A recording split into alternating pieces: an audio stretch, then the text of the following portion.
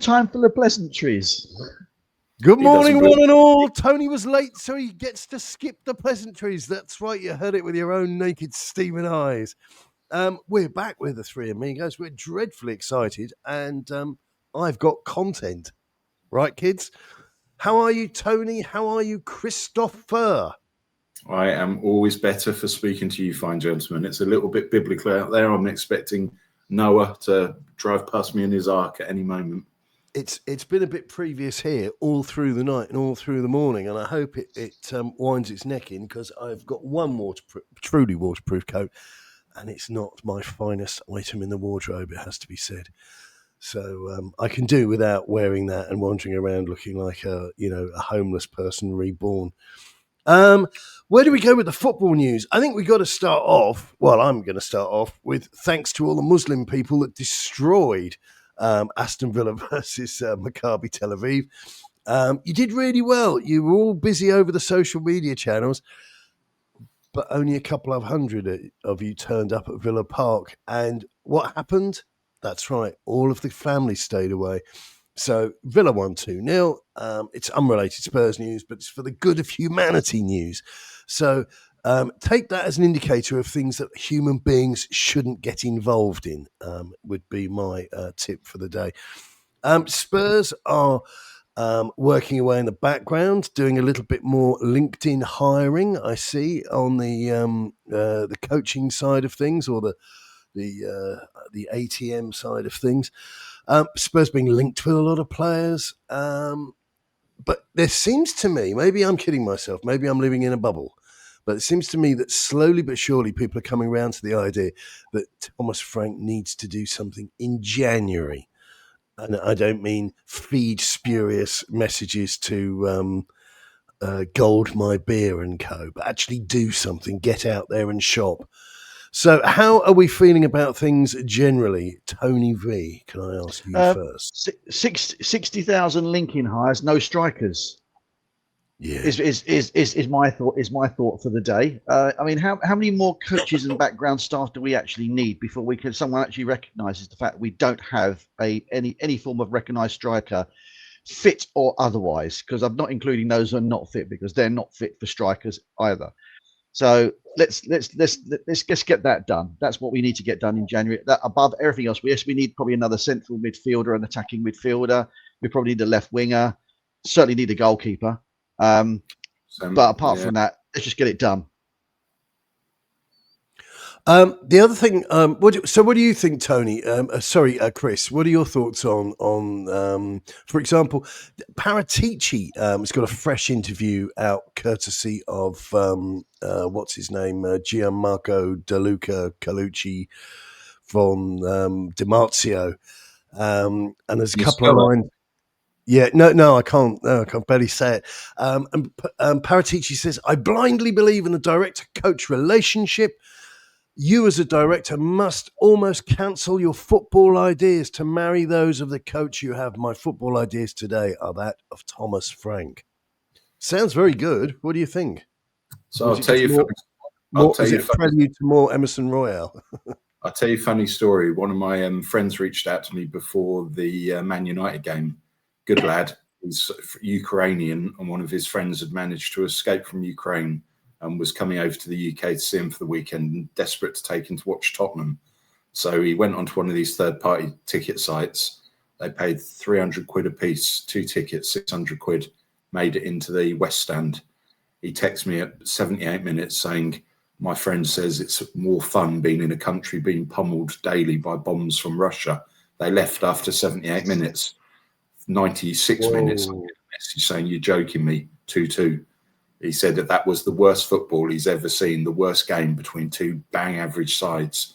And I was at that game, and we need to discuss a few things about that before we move on to the wider conversation. But I do not know what he was doing playing Jed Spence at left back when Udogie was fit and Udogie was on the bench, and he came off the bench when he had an international 2 weeks ahead of him, meaning there was time to rest players. I don't think Udogie's in the Italian squad unless I'm mistaken. No, because he was captured out in Dubai doing training with Decky. So that was naive. Vicario, at fault for the second goal. He's stepping backwards from that corner at the far post where De Ligt headed home.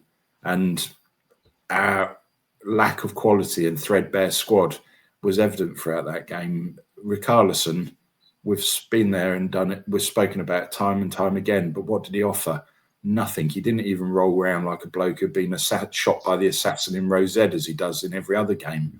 He didn't do that thing where he's arguing and on the verge of getting a yellow card. He offered nothing, yet very fortunately, an Odebear shot came in that swiped across his eyebrow and hit the back of the net. So all of the happy clappers in the fan base and the millennials and the Gen Zs are hitting Twitter, as you'd expect, within hours, saying, oh, Brazil's number 9's back. But again, it amazed me that the game before, where we wiped the floor with Copenhagen, we moved away from the Polinia Bentecourt's axes in the middle, and that was probably Bentecourt's best game. But then he finds himself being dropped. And on the left in that game again, we had something developing between Odebear and Udogie on the left, where they were overlapping, and Odebear looked reasonable, but they both found themselves on the subs bench. And you looked at that starting 11 and you thought, where are the goals going to come from? Simmons' best game in the Tottenham shirt in a league fixture, I'd suggest.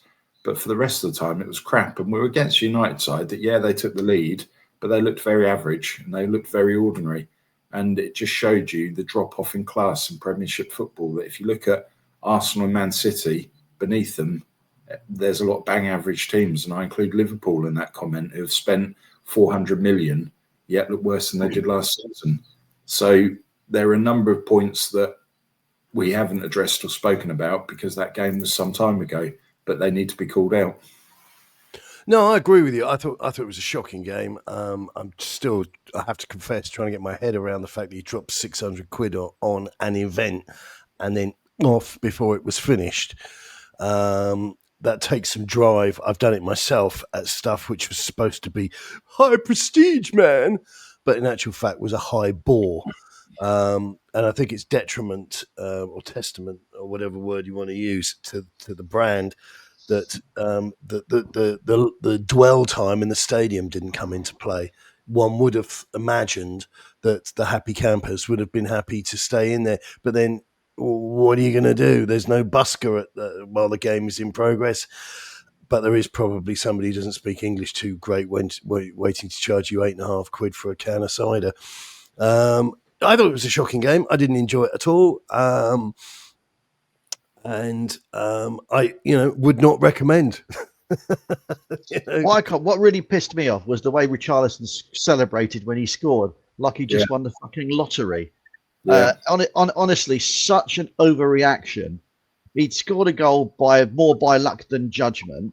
He does this all the time, doesn't he? He did it in a game a few years last season, I think, or the season before, where he celebrated that we thought we'd won it, and then they got an equaliser again, and it's just like, for God's sake, man, just accept. You've scored a goal. Yes, you haven't won the game. Why do you need to take your shirt off? Why? Just for God's sake, if it was literally the last kick of the game, sort of thing, and you know that, fine. I get it. Bawling his eyes out like an unstable, weak child. Yeah, exactly. I mean, the guy has no moral fibre. He has no backbone. Can I just interject something here, which I think maybe I'm not suggesting it's passing you by, but certainly something that's passed some of the fan base by. The guy has mental health problems because he is a child in a man's body, and that's going to naturally cause him all sorts of attitude. He's retarded, and I know people say, "You can't say that." He is not up there. His IQ in footballing terms and walking down the street terms is exceptionally low. He constantly looks confused, paranoid, aggrieved. He's just not up to the task. Due diligence would have been asking him what time the next bus was coming if he was stood on a street corner. And you would have got some nonsense with him ending up throwing himself on the floor under a passing bicycle. The guy isn't all there. Get to do one of those cognitive tests. This is an elephant. This is a camel. This is a giraffe. Yeah, I mean, listen, there's harsher language which I use in real life because I'm a really nasty person. But I don't have any time for him at all. And as you say, that the absolute unchecked hysterics. He is very important in his solar system. which consists of him, the poor girl that had his child, and probably his favourite teddy. I have no time for him whatsoever. And as Chris will tell us, but this isn't a prompt, you go back through his playing career, he has never been an exceptional striker. And of course, who were the big people? Who were the big influencers telling us about what a great deal of work he was? It was, of course, our friends, the unhinged mentalists up in the northwest there in Liverpool. Waste of space all round. CV absolutely wafer thin, and I've got no time for him whatsoever. And another thing that I think is important is within the last few days, Dragusin making it through 45 minutes of football, because again, I wasn't impressed with Romero against United, and it was very telling, the comments that came out from Stuart Pearce. And Stuart Pearce was a great left back, a proper footballer, and called a spade. And he's saying that he's bang average. And I agree with that. We've got far too carried away with a bloke who won a World Cup thinking that he can turn water into wine, where he's actually far from what we expected. Well, just to toss this in, which is possibly not my last, but yet another of my digs at the fan base that go to games, and perhaps I'm listening to you, H. I'm listening to you. Throw it at me. Where you ought to. You're part of the problem. I mean, it's just not your Hannibal Lecter impression this time. It took a while to clean off my chin. I can imagine. No, it's just the business of when Mickey van der Ven had the ball. How backward do you have to be to start shouting shoot or go for it or whatever they were shouting when he was coming outside of his penalty box? I mean, these guys expect the unexpected as a recurring theme. And I mean, I know this is very sort of casting out the moneylenders, but we need to get rid of a lot of fans. Yeah. And I think part of I don't know if you'd call it a holistic journey that Spurs need to go on. And I'm looking at all of you bums, you deadbeats. I know the channels name by name, but I can't name them because otherwise people will jump off of car park roofs. You know, it's just so fundamentally packed full of weaklings. But you know, it's just terrifying. But we've got these people. Oh, go on, and these people have been created. And ENIC are right to exploit them. I didn't feel like that, but now I do. And I would certainly do it if I was in charge of a football club. I'd exploit the hell out of them. And you know, I mean, look, if sheep could goad humans into an abattoir through the door, right? Sheep would be running the planet and everybody would be eating human beings. That's the reality. But no, the situation we've got is those fans actually make my skin crawl. I have to say. I mean, the idea, there were comments about people seizing onto the fact that Mickey van der Ven had once when he was 12 or something. I don't care when it was. It wasn't last week. Played as a striker. And they wanted him to experiment with him going up front and mentioning Gareth Bale's name. Mm. Stop looking at, asteroids doing remarkable things on a regular basis every 75 years, like Halley's Comet or whatever, and just focus on the day job. But I think we need a casting out of these people. And the first people I'd get rid of, I have to say, and I know it's not going to be a popular move with some of you really stupid people, but it's the buskers. I don't go to football for that. That's not a football thing. That's some weird thing that people have invented. Like, I don't think I'm a boy or a girl. I think I'm something else. So the sooner humans start acting like humans, the better place this will be for all of us. My mum once told me two very important things in life. Oh, no. It's Adam and Eve, not Adam and Steve. And if you haven't got a Willie, your name's not Billy. And I stand by both comments. Well, that's terribly, terribly hateful language. And I hope that we can finish this broadcast before the thought police arrive. But no, I thought one of the things that she said, Chris, was steroids are good for you. Top them up, son. Never leave home without an arrestable amount. Popping a pill never hurt anyone. Popping a pill never hurt anyone. Stop with these incinerations, or my legal team will be after you. Just mix a healthy tablespoon of this into every glass of wine you drink. I've been dry for 14 days. I'll have you know. Yeah, well, looking at your diary you shared with us the other day there, Chris, I think the rain is a coming. Biblical proportions, one might say. Yeah, biblical proportions. Yes, yes. Mm. What's that? What's that? A giraffe in Bedfordshire? No, it's a pear. Mm. But you two, you never stop, do you? So the other great news that we need to shoehorn into this is the fact that Donald Trump, our Pardon, saint yeah. political colossus, is going to pardon old man Joe Lewis, not coming back to Spurs, not getting involved, but apparently staying at home working on miracle cures and feeding the needy and looking after small children. He was just trying to help out a few pilots less disadvantaged than himself. So tip's a tip. And Yeah. You can't blame the bloke for that. Listen. What do I do? What do you want me to do? Do you want me to give you $50, which will buy you and your family a modest pizza tonight, or do you want me to give you a piece of information which will allow you to move home, drive a better car, and live in a better area, and put your kids to a better school? What do you want? I think he was misunderstood. We're quick to prosecute the old and vulnerable, but there's people out there who attacked police officers in airports in the past who remain Absolutely. Absolutely. I have never seen Joe Lewis spray canning Black Lives Matter on the outside of a Foot Locker store. And I, for one, endorse the president's sentiments here. And I hope he goes on to live a happy and unmolested pensioner retirement plan. What a decent because he's a typical pensioner on a state pension in the UK. Yeah, thanks very much for that, H. I hope he gets a free television license as soon as it is affordable to do so for the rest of society. What a lovely, lovely, kindly old man he is. And of course, if anybody wants to mention anything about his operations in South America, get the hell out of here, because we're not entertaining that, because we're true Tottenham fans. The operation in South America, we all know, is very philanthropic, isn't it, at the end of the day? So what's the problem? Look, people like being thrown out of their homes. It was a business model that THFC took from ENIC, from South America, throw people out of their homes. We can do this in the Paxton Road area, for example. Let's burn down a well-established local business, for instance. Tony, there was no evidence of that. Be careful, that's libel. Allegedly. No. I mean, we're just allegedly.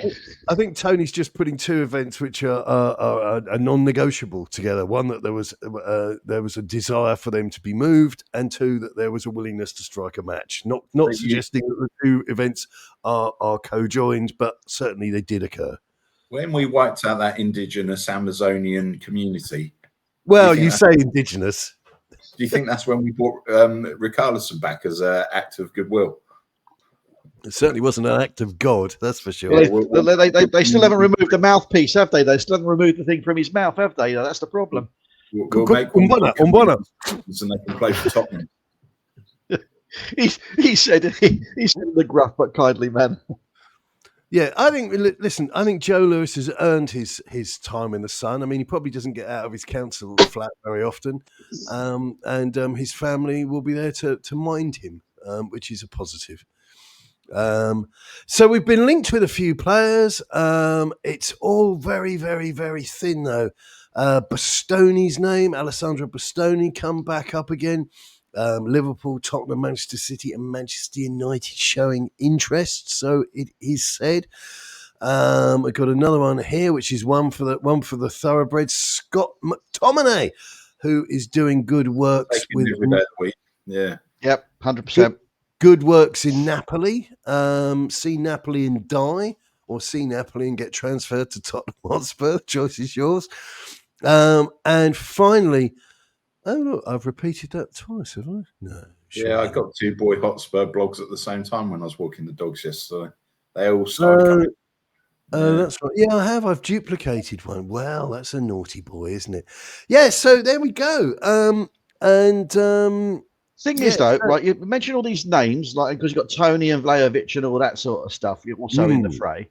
The thing is, with that, these sound all very great names, and they'd be really good acquisitions. But they're going to have to somehow. We're going to have to persuade them to buy into a project.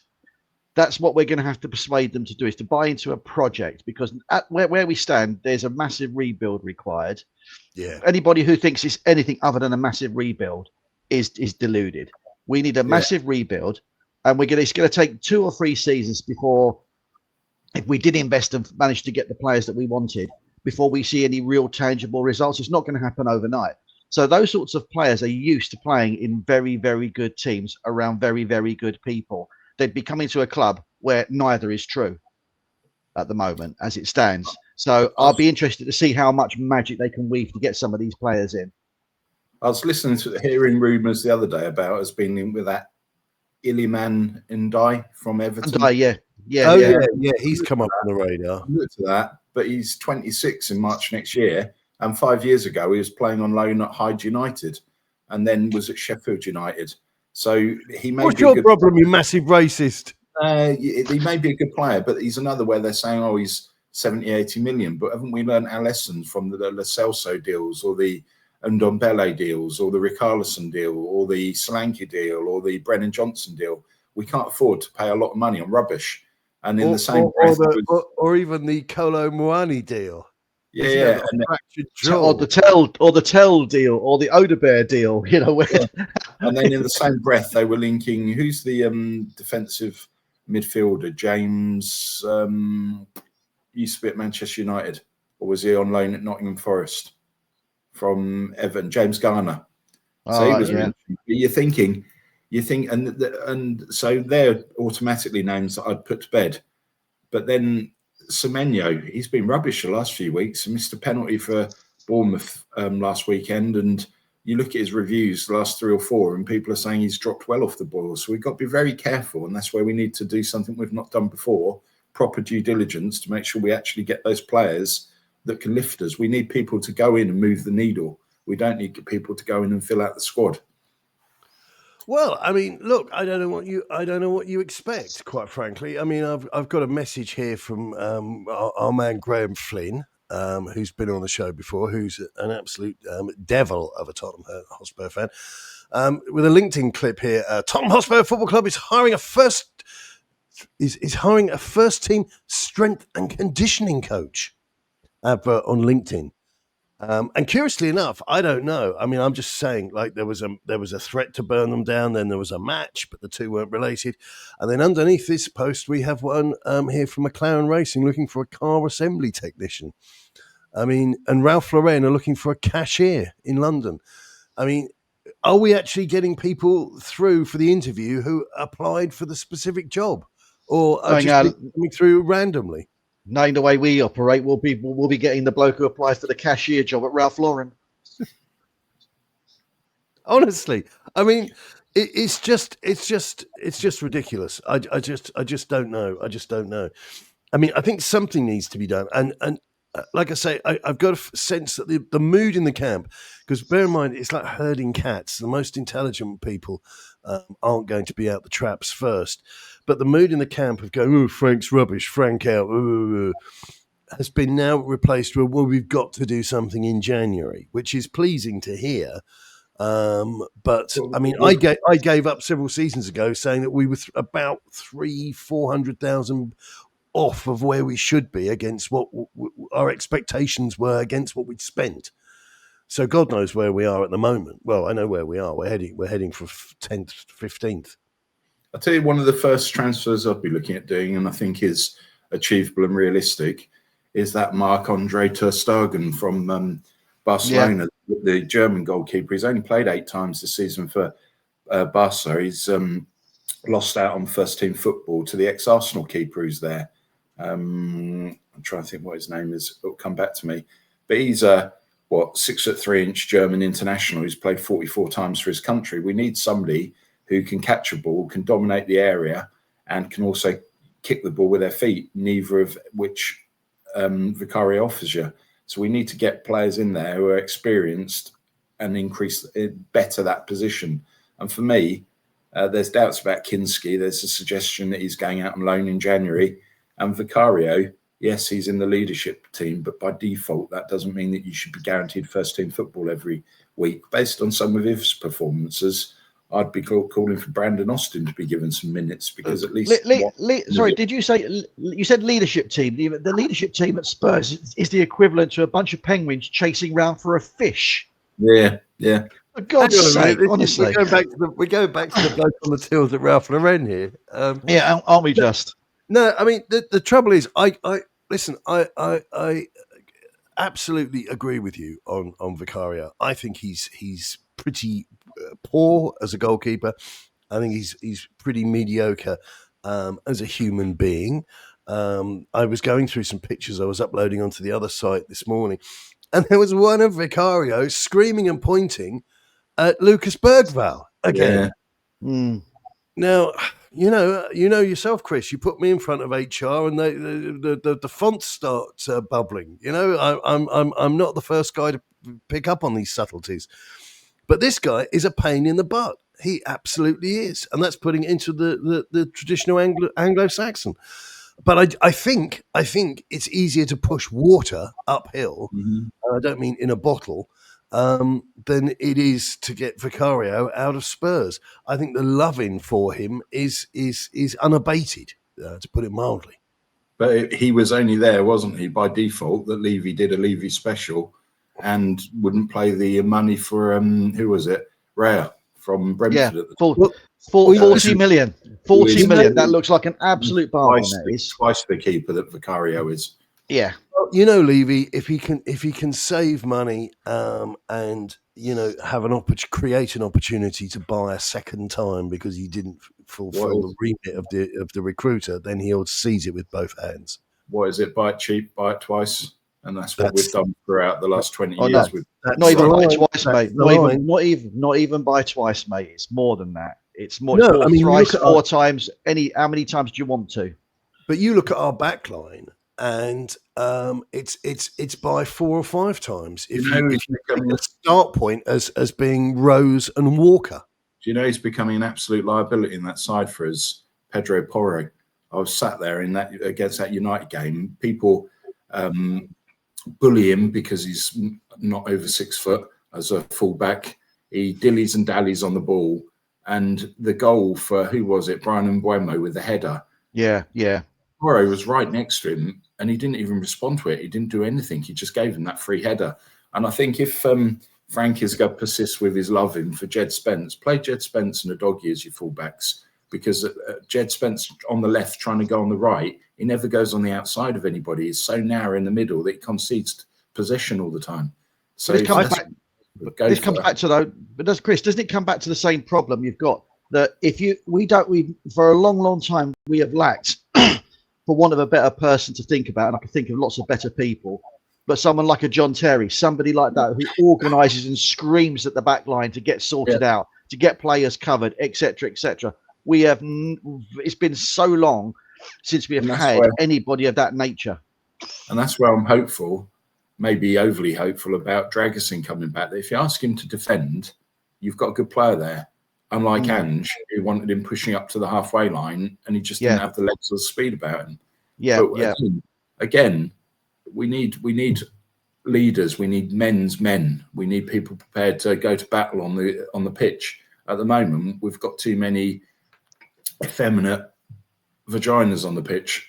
I think was it you said last week, Chris? Was it Chris you said last week? You said too many people who sit down to go to the toilet. Yeah.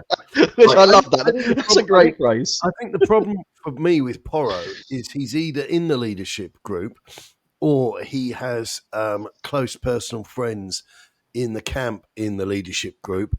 He's not good enough. He's not good enough. No, he's nowhere near good enough. And he's reason Man City let him go, and there's a reason a lot of top clubs weren't sniffing around him. He wouldn't have come to Tottenham. Well, the phrase you're looking for is that there's a reason that Spurs got him a little bit on the cheap. Yeah, because your Madrids, your Barcelonas, your Man Cities, your PSGs, your Juventuses weren't interested. His body language is very good. If you're a coach, he's very let's go up and get him. He's quite physical. He's got strength. He's got pace. And as I said to you the other week, he ticks an awful lot of boxes when you're looking at the sort of data charts. But the reality is he's not a great attacker and he's not a great defender. And I think your strategy, which doesn't stand up to any questions at all because it's so bloody obvious, is if you play Udogie and Spence in their right positions, on the face of things, you might have something that's a little less interesting looking, but you'll have something that's a lot more secure. And I like my defenders to, you'll never guess what, to defend. And, especially with that nitwit in between the posts.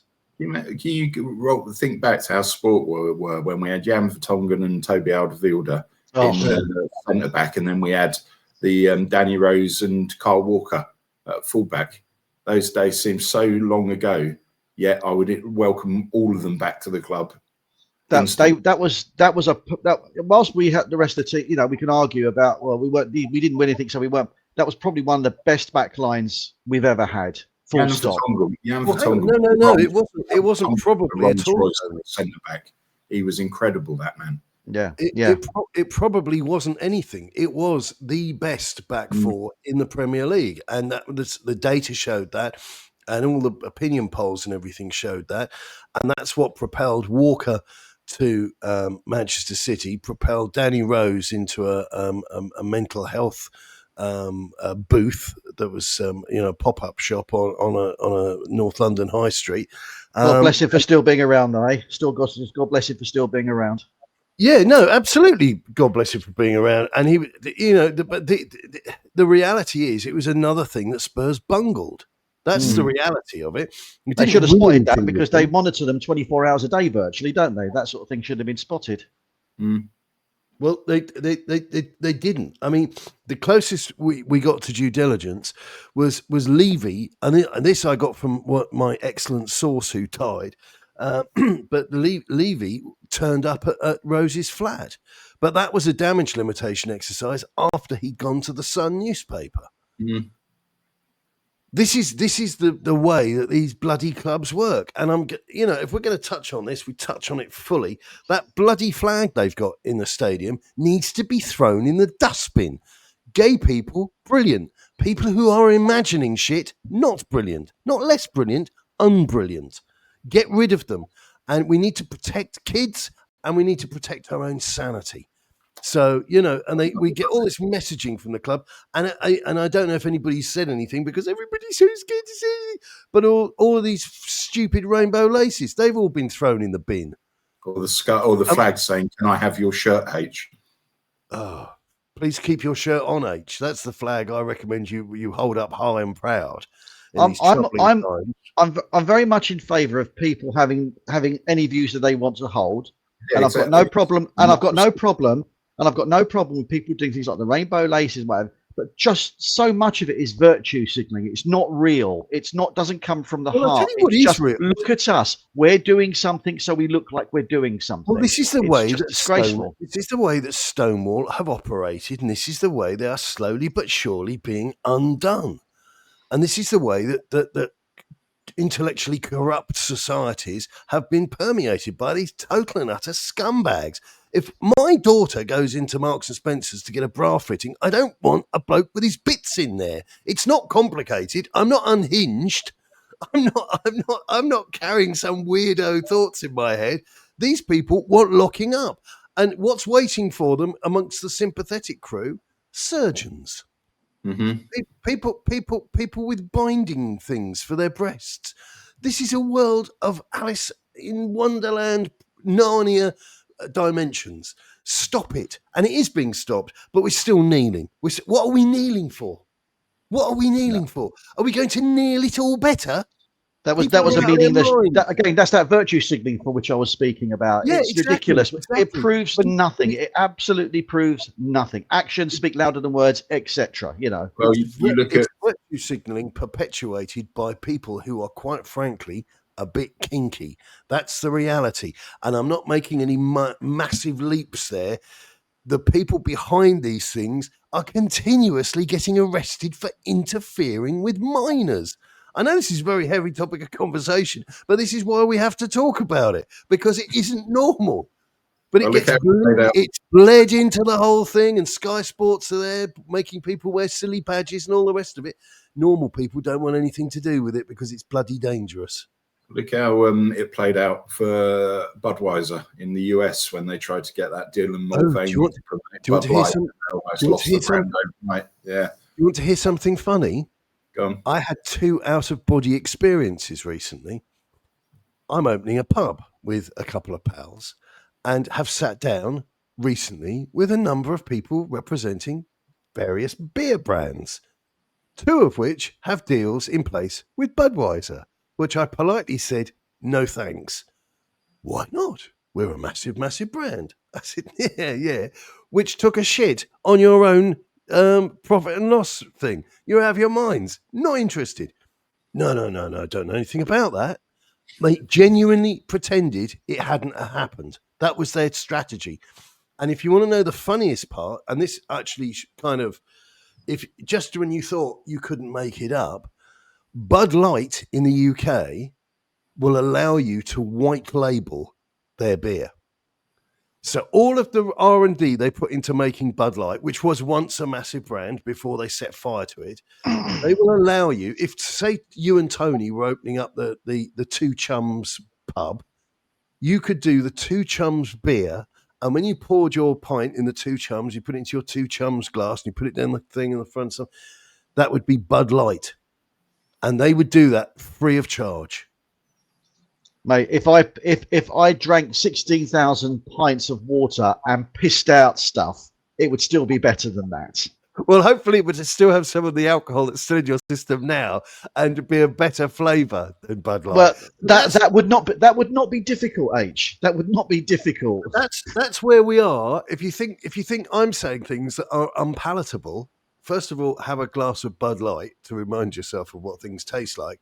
But also, don't lose track of the fact that this is a business in the UK, and it was from 2 different people, both offering the product. So I said to them, no thanks.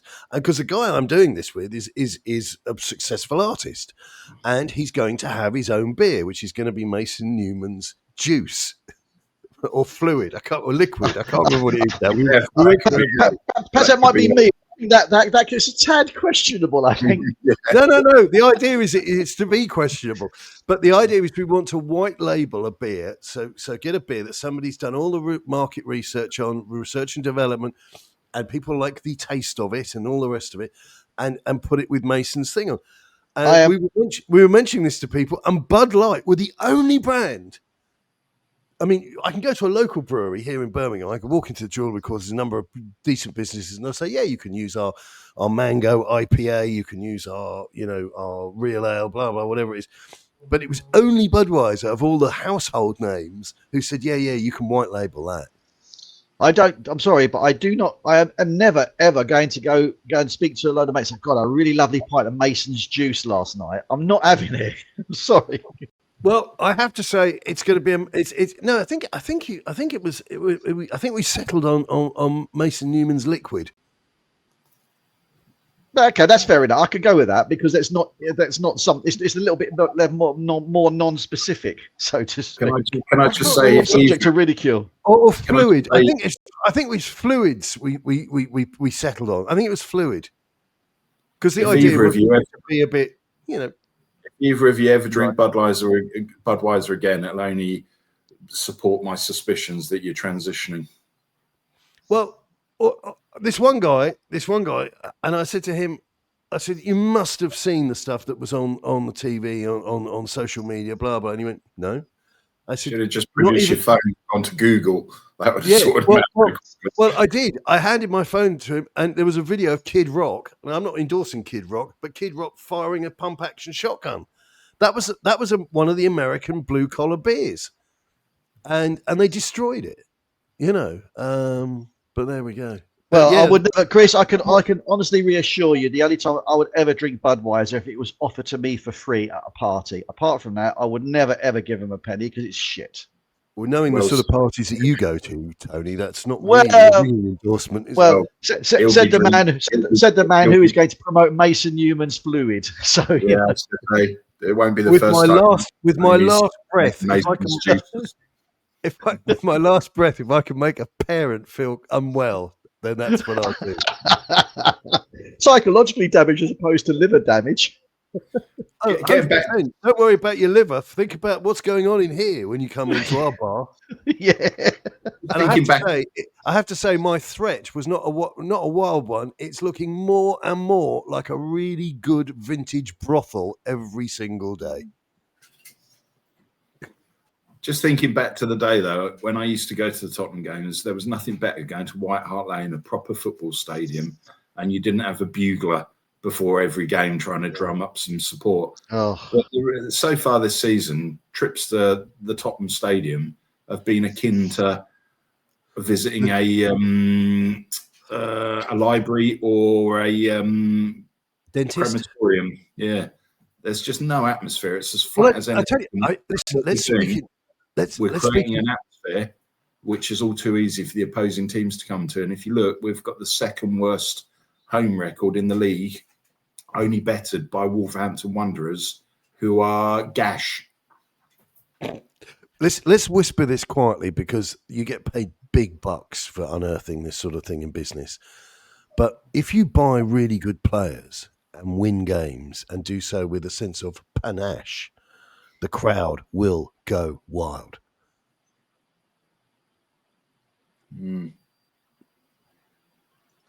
tune in next week when you'll hear Nurse Piggy say. He's put the mic on, turned the mic off as he suffers involuntary gag reflex. I tell you what, this second round of AIDS I've had is really getting to me this time. It really is. Mason, you've been drinking too much of Mason Newman's fluid. That's what it is. Mason Newman's fluid available in all good bookshops. Just remember to spit and not swallow. Exactly. For God's sakes, don't swallow, kids. You could end up with something ugly in your tummy in a few Never months. swallow, never inhale. But getting back to the starting 11, we need new goalkeeper. We need a ball player in midfield to sit alongside Polino or Bentancur. We need a genuine left-sided attacking midfielder, and we need a Van der Vaart type to sit behind the centre forward, and we need two centre forwards. We were laughing about the heralded impact that this Mason Melia was going to make when he arrived in January. Then I read something on Twitter the other day that the club are looking for him to go out to a second division or first division side to gain confidence and give him some playing time. So he's clearly not going to be the one. I hate to be the voice of doom and gloom, but listen, history has taught us numerous things, one of which is don't invade Russia in the winter, for example. But another is if Goldmine Beer has access, any minutiate access to a player, that player's career is probably already over. Can I just add another one to that then? If Spurs are able to buy him, he's probably not that good. Because if, it's that simple, isn't it? If we're able to buy him, he's not that good. If he's Lamine, you got someone like Lamine Yamal, they're always going to be a Barcelona or a Real Madrid or a Liverpool or an Arsenal. Look at Arsenal with, a couple of their, like that guy, they got Max Dalman, who's 15 years old and playing in the Premier League. Yeah, exactly. He's old enough. Yeah, exactly. We cover our youth prodigies in bubble wrap, and we don't want to expose them to any potential damage. Get them on the Harry pitch. Kane was the last player who went around on loan for various different various different clubs and what have you, before he finally got his go at It's called human trafficking, or is it child sexual exploitation? I think it's modern slavery, Chris. I think it is. It's modern slavery, isn't it? I think we need to see from the Lewis family a lead in the change of direction, which I sense they're allegedly threatening us with. I mean, I remember watching Spurs with my dad, and we'd see a player from the opposing team take a shot and put the ball out of the stadium, and I sort of say, gallows humour, he's shit. We should send scouts to watch him. And my dad say, I don't think you really got a grip on this supporting business, But this is the way Tottenham do it. We do things differently. And you may not have understood the supporting bit, but you understood the business model. Yeah. I mean, precisely. I mean, the idea that we go all out for a guy who could probably hit his mother on the bus after she dropped him off to play for us wouldn't shock me in the slightest. But it's this business of other clubs doing things not just better, but just less stupid than we are. And I think we are again at that sort of moment where we're sort of hoping and praying that the Lewis family do something, and they can evidence it with deeds, And like I say, I'd like to see the flag gone, because gay people, I hate to, this isn't breaking news, are normal. I mean, this is one of the reasons we've taken you into our arms, Chris. But and gay jokes, they're absolutely fine. By the way, if you're not trying to murder somebody and you're showing affection, it doesn't matter how you do it. I'm sorry, that doesn't sit well with some people, but it's true. I'm not entirely sure if you're not trying to murder someone is a great example, considering our history with serial killers. But we are here to test boundaries and shape a new vision whereby, we can have a laugh about Fred and Rose and Josh to each other about sexuality and all the rest of it. It's all part and parcel of being human. Goodness me. As I say, if the sheep were able to get up from the fields and open the abattoir door and keep us all in line, we'd all be eating, flanks of human beef. So I wouldn't get too wrapped up about it. I really wouldn't. But we need to see the Lewis family seriously undertake a different pathway, and that can only be evidenced by actions in this January window. If we get another story, I'm done with them. The only way you're going to get any of the players of caliber that we're supposedly being linked to, the Bastonis and McTominays, etc. The only way you're ever going to get any of those if you buy 3 or 4 of them at the same time and show a sign of intent. Because if you're only going to go for one of them and only get one of them, first of all, they're not going to go. They're not going to go. It's that simple. Why would they want to go to us in where we are right now?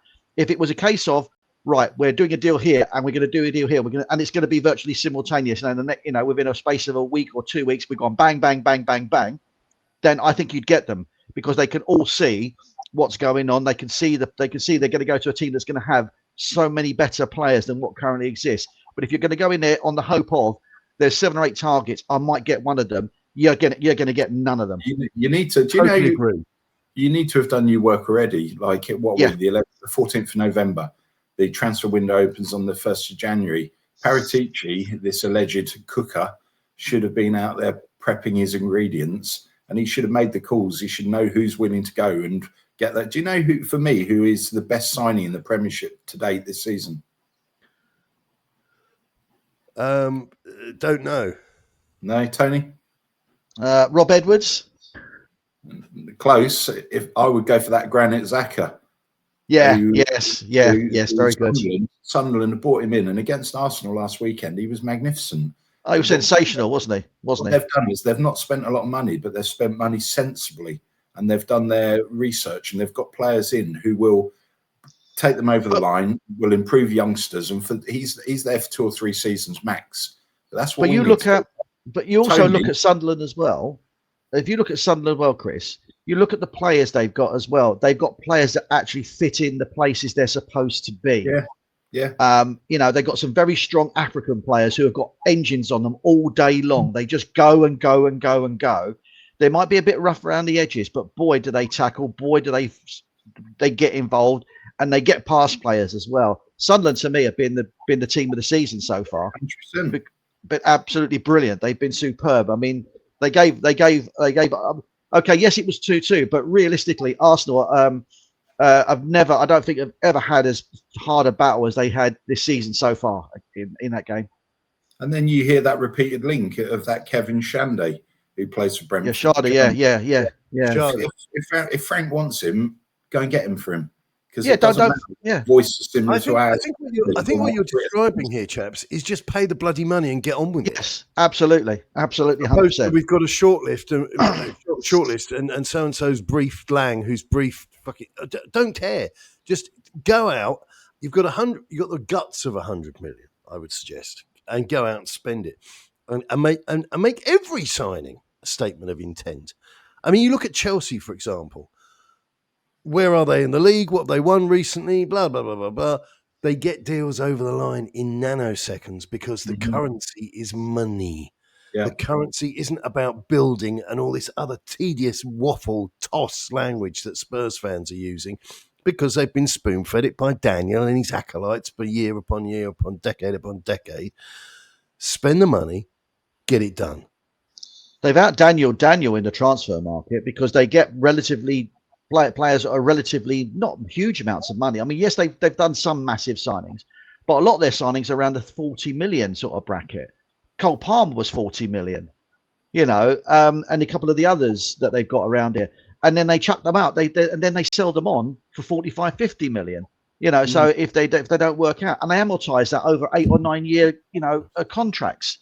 So they're playing the game. They're playing the financial fair play. The joke it is. They're playing the financial fair play thing absolutely brilliantly. And I can't believe. And as such an astute businessman as Levy was in terms of money, not necessarily of football, but of money, wouldn't have twigged onto that and done exactly the same thing. In fact, he was completely outplayed by them. He was trying to change the rules because he didn't appreciate that others were being imaginative, and it was coming back to make him look even more stupid than he already was. Absolutely. Well, his strategy. Let's not forget, and I've been piping on about this for 20 odd years, but his strategy was all about him. It was all about how he would be missed, how on the bounce back ability of Daniel Levy, about not underestimating me.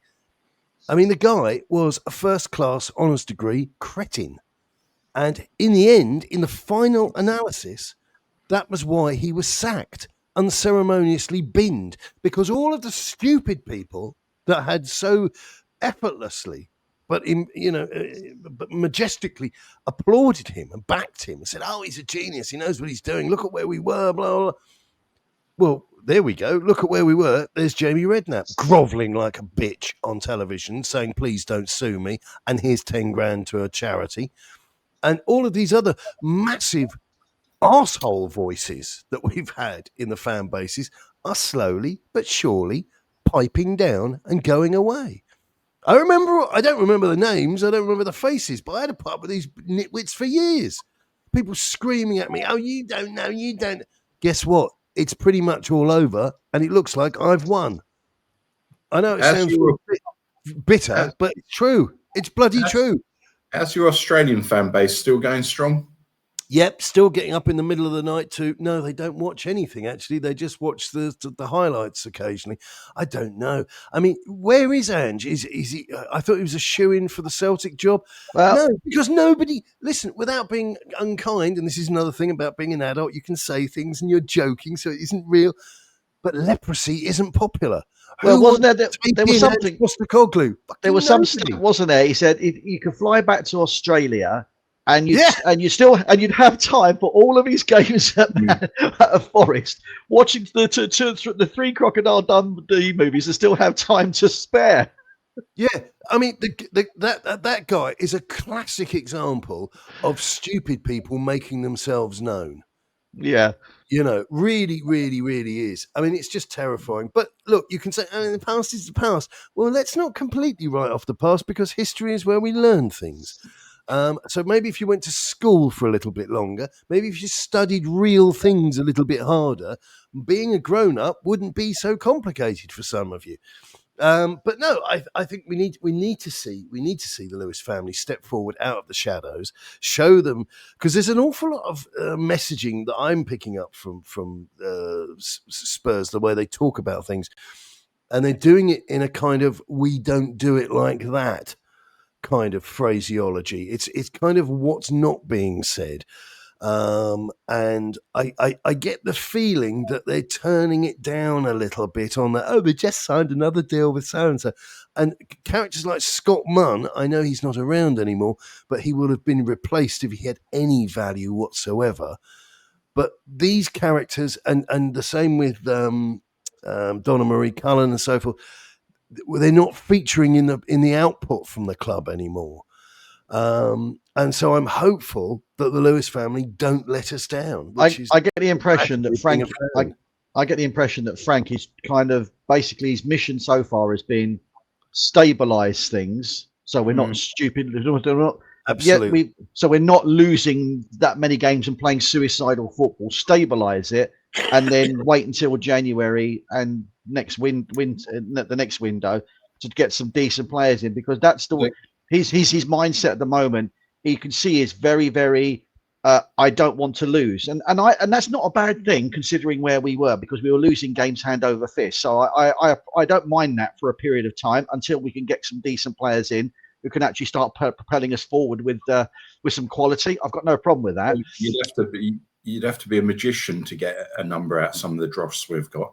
And Oh, you look at the options and you feel sorry for him. And you think if we could get an Ivan Toney in as a spearhead to rough centre backs up, to put the ball out to people, if we could get rid of what's her name, Sharon Johnson, who plays on the right wing because she's terrible. If we could bring in a proper left-sided winger. And if we could Brenda Johnson. Johnson, yeah.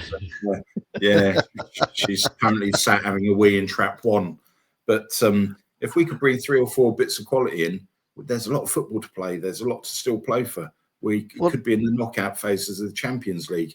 And you think, I didn't watch the international game. I'm not a big fan of international football, find it boring. But how was Vlahovic against England last night? Anything to comment on? I was out last night. I didn't watch it. I was in bed like a good little boy because I'm up very early these days. We need to go out and get 2 centre forwards. We've got the benefit of Kulusevski might be back, but if you've got to speculate to accumulate. That saying, well, if you don't, you know what the results are going to be, and it would be very Daniel Levy-ish for us to be a 23.59 on deadline day closing in January. Not to have got those reinforcements over the line. This is key for the family to make a statement, and they need to go out and do something. Like we'd heard those silly rumours about Rodri from Real Madrid. Who wants him? He's just an overrated Brazilian who isn't what we need at this moment in time. 100% agree. I think what we need to spend more time on is hopefully the real chemistry, if it exists, between Vinay Venkakacham and Thomas Frank, and them actually hammering out a pathway which makes a hell of a lot more sense than Daniel Levy and insert another manager. Because as we touched on there with the defensive conversation, if ever there was a time to back a coach, whoever it was Poch, but it doesn't matter. It's frankly academic. It was about the timing to back Tottenham was that side that got to a Champions League final, and we just didn't do it. And that's a tragedy. I'll be careful what I wish for after a couple of bad experiences with Brazilian ladyboys. But there's that Vitor Roque, the 20-year-old centre forward who used to be at Barcelona, who's now kicking around, is it Palmeiras in Brazil, and he scored like 30-odd goals in 50 games. That's one that could interest me. But as I said, dabs into the Brazilian market in the past hasn't been full of success. Mate, that's a project, though, isn't it? That smacks of a project as opposed to a player. I mean, I'd be wanting somebody who's actually like, and we know someone. I'm fed up with buying these people who are good prospects from other leagues. I want someone who is league proven, the likes of Ivan Toney. You know he can play in that league. Brentford, who's 9 goals this season that Frank signed before he left. Thiago something or other, the big centre forward. He's doing all right. Yeah. I'm not saying it's not possible, but I'm saying our history with those types of players is not very good, and I don't think we can afford, if we want to actually start, getting back to playing some decent football and being competitive again. We need to be signing established players who can play in quality leagues, but ideally have played in the Premier League and understand what the Premier League is about. Because Igor Thiago, that's the name I was looking for. That's the one. Yeah, he's a good player. I mean, McTominay would be a great player. Massive rate. But it's funny, isn't it, that you look at what else is happening in the league. All of a sudden, Villa have come good after a little slow start to the season. But the voices are out at Newcastle. They're not happy with their summer acquisitions, and even that Nick Walter-Marde or whatever, he scores goals, but he's a big old unit, and the Newcastle fans have been quite critical of him. And Eddie Howe's coming. he's one of those. He's one of those guys who is a good player, is an impact player when he's playing and when he's involved in the game. But when he's not involved in the game, he is completely and utterly redundant. He is a passenger, totally. That was the other game last week. The game they lost last week, I can't remember. It was against Brentford, wasn't it? Against Brentford. Yeah. He's either involved or he's not a passenger. He's not someone like a Tony who is very much a disruptor, who likes to just put it about and what have you. He's a good player. I think that Watermani finishes well. When he gets the ball, he finishes it well. But apart from that, he does nothing else. You need someone like a McTominay. You need someone like an Ivan Toney. Players who have used to this league. I'll take McTominay tomorrow, as I think he's instantly better than anything we've got in the centre of midfield. He knows the league. He's a powerful lad, and he's 28, so his best years ahead of him. Yeah, no, absolutely. But hey ho, opposed to our midfield, whose best years were behind them, but they weren't at Tottenham. Their best years were never going to happen because they don't have best years. But automatically, the fan base are getting carried away as old Mikey Moore managed to do it away at Dundee at the weekend. Can we just please stop with that nonsense? Yeah, listen, as I say, somebody send the A-team in, helicopter, chopper him out of that absolute hellhole and put him into a League Two side, and I might get interested. Well, Scottish football is so through the floor junk. And still there are people banging on about it. It's embarrassing. But like I say, nobody stays in school for more than 5 minutes these days. Oh, I want to be a woodpecker. So how are you supposed to know anything?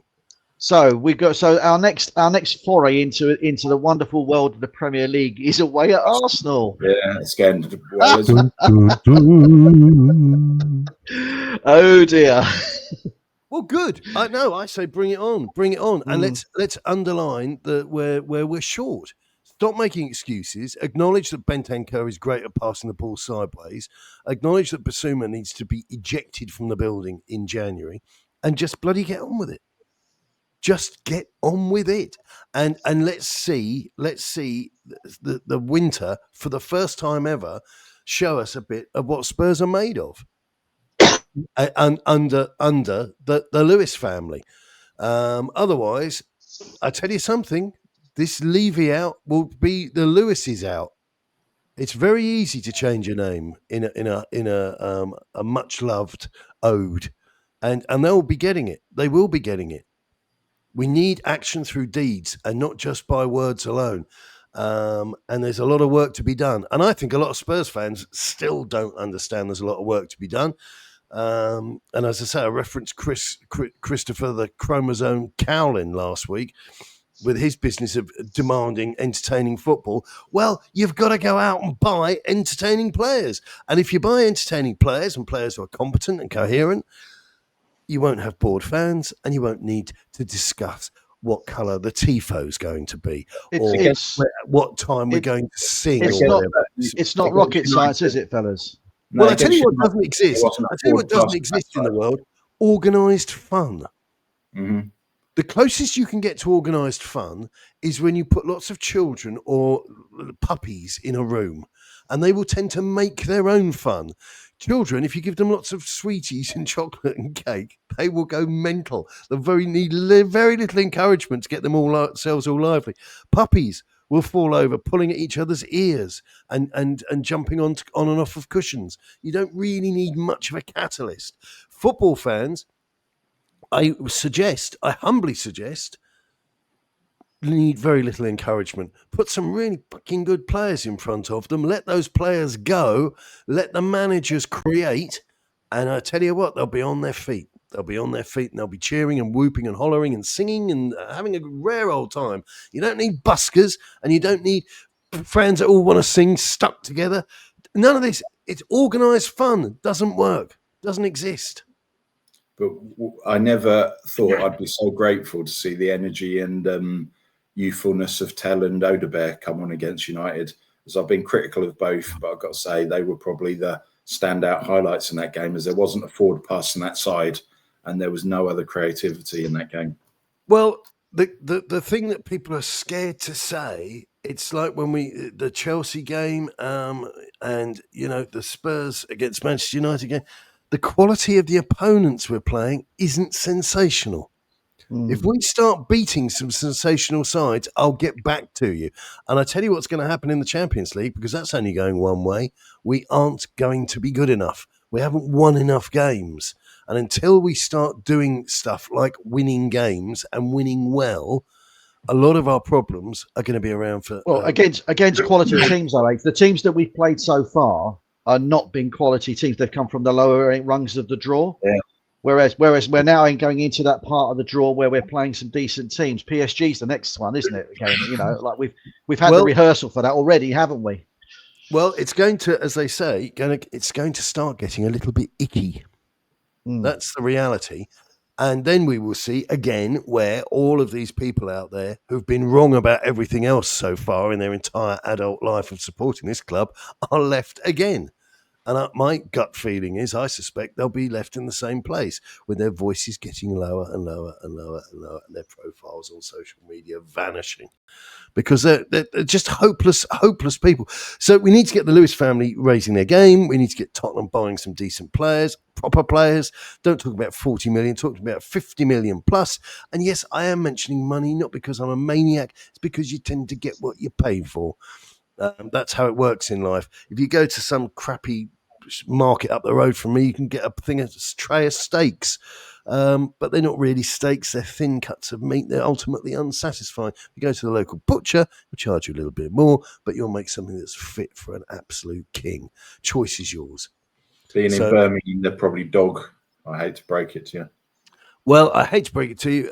It's probably more likely to be horse, but that takes the conversation in an entirely unsalubrious or halal. Yeah, well, they don't care, do they? That lot, dear God. Right, any more? We've hit the hour mark. It's snuck beneath. Score predictions for Arsenal.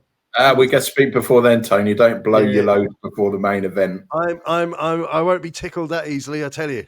I think we'll beat them, but that's what you're suffering from, don't you, Tony? Go on then, tell me. Premature score predictions. Oh yeah, mate. It's been the story of my life that I've been premature on everything, mate. You know. Right, ladies and gentlemen, thank you very much. Don't forget to like, don't forget to subscribe, and whatever you do, tell your friends, because that's what we want. More smart people. That's it for now. Good luck. Keep it up. We're not talking about David Lammy. Pass.